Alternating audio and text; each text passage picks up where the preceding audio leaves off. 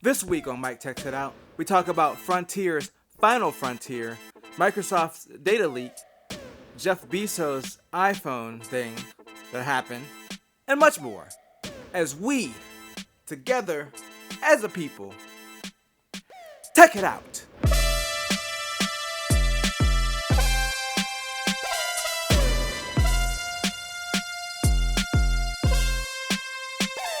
Welcome to another sensational Saturday.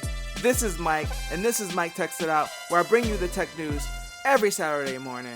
And let's start our Saturday morning right by talking about data leaks by Microsoft.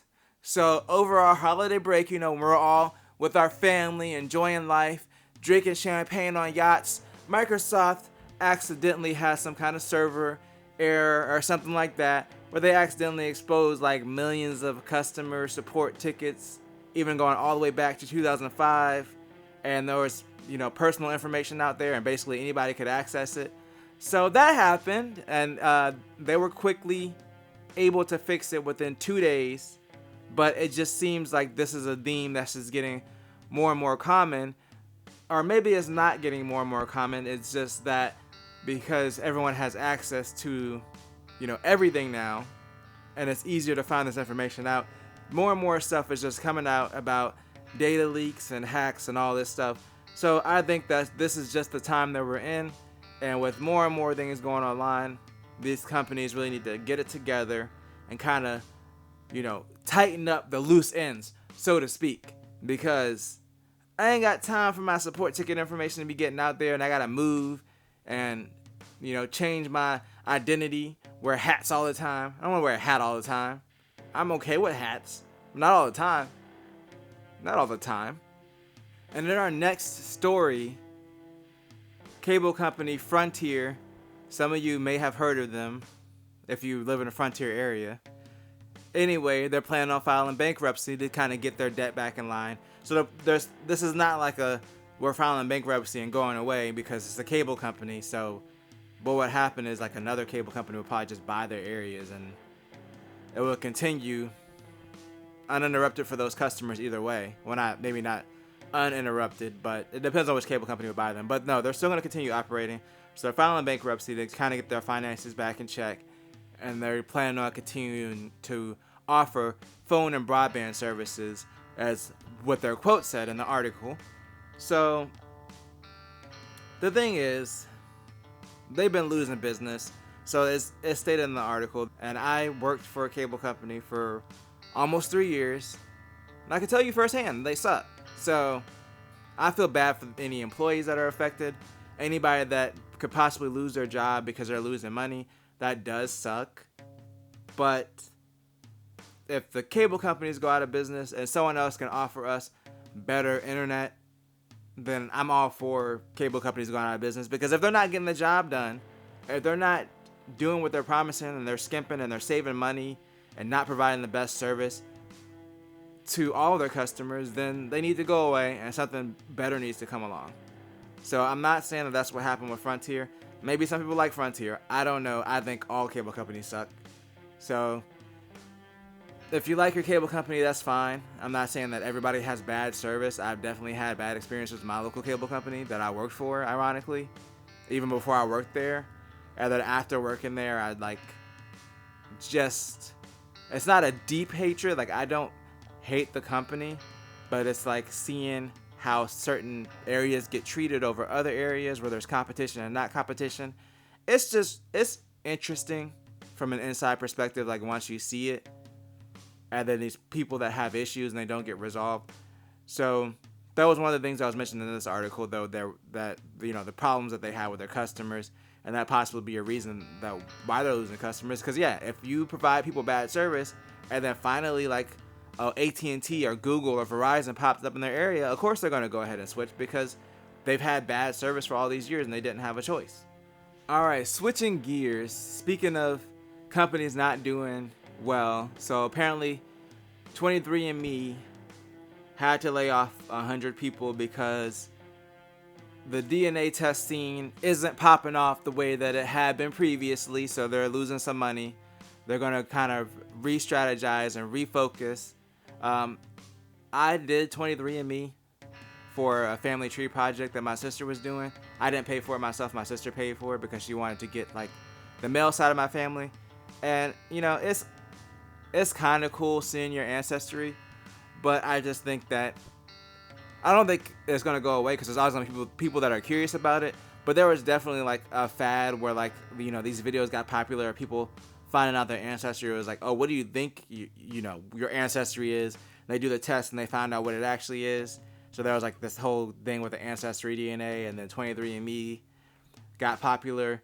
And now I feel like that's starting to die down, so that's probably why they're losing some revenue. It really does suck that they had to lay off 100 people. If you get a job at a company like that, you might be looking at that as a career, so it really does suck to get laid off from a job like that you're probably supporting your family with, and maybe have future plans to stay. But such is life. We must move on. Like everyone's moved on from 23andMe, apparently. And as we move forward onto another death, and that is Macromedia / Adobe / whatever the other companies that previously owned it was, Flash.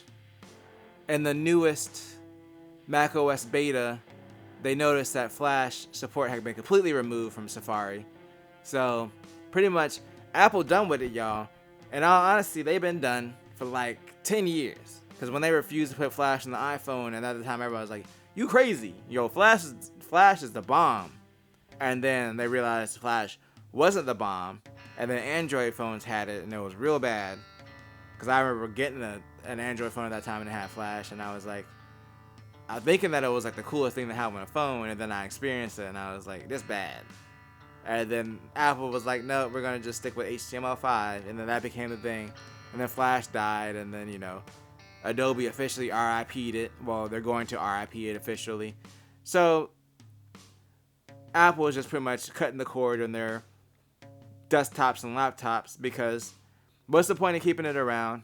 If there are, people that are still using it, then they're just going to have to run, I don't know, legacy browsers or different softwares to use it, because Apple's like, we done. And in all honesty, they should be done, because it's like extremely unsecure, and really no one should be using it at this point. And pivoting to our final story, another Apple related story. Apparently Jeff Bezos got hacked, y'all. So his iPhone 10 got hacked. This was like a big story for some reason this week. I guess because it's the president of CEO or whatever he is of Amazon, the leader, the grand poobah, one of the companies that control the world, the shopping world, and eventually probably the world. Apparently what happened was he was using WhatsApp, and they're saying that he probably clicked on a link that downloaded some malicious software to his phone that allowed them to basically spy on him and still like get access to his photos, text messages, all that stuff. So it's crazy that can happen, but it's not like stuff that we never heard of. I love my iPhone, right? This is my thing. I've had an iPhone since the iPhone 4. I've just constantly had iPhones. And Apple could talk about security all they want to, but the iPhone is still one of the most popular phones in the world, which means that it's going to be a target for attacks like this. It doesn't matter if you have an Android phone or an iPhone or whatever phone or computer that you have, you're still going to be vulnerable to attacks. So the thing that you have to do is educate yourself, teach yourself about red flags, and just try to avoid them. Just something seems sketchy, just don't click on it, don't engage with it, don't download things to your phone that don't seem legit. I feel like the internet was probably freaking out about this, because they're like, well, if this happened to Jeff Bezos, then it could happen to anybody. And that's true, it can happen to anybody. Now obviously he's going to be a way bigger target, because he's in a high up role, like one of the biggest companies in the world. So the average Joe, like, yeah, it could happen to you, but you're not going to be like a prime target. They're not going to be specifically targeting you like they were him. So it's less of a chance of something like that happening to an average person, but it's not impossible. So it's really about self-education and learning how these devices work, learning where you can get legitimate sources of information, or using your app stores like Google Play Store or the App Store to download apps, and just kind of watching out for anything that looks suspicious. That's all you can really do. I don't think him getting hacked is a big deal. There's other implications about the Saudi prince being involved because he was talking to him on WhatsApp and all this stuff that I'm not going to get into because it's really not important. The important thing is the behaviors. The behaviors. Someone who works in tech support, I see bad behaviors all the time that could lead to, like, you know, possibly dangerous situations that people just like brush it off. So the best way to protect yourself is to educate yourself. And I'm done educating for today.